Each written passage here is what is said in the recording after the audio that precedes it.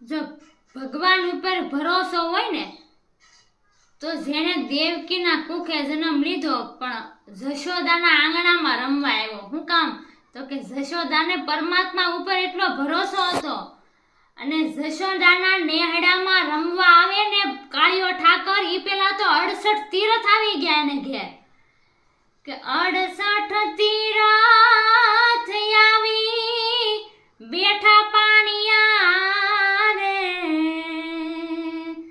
હે જીવલા ગંગાજી ના ધોળા જબ ક્યાં નીર રે જમનાના કાળા કેશ મારે જી આજ વાગ્યા છે હે વધાયું કે રાજો ને પાવા રે નંદ બાવાજીના હેજને હમારે જી.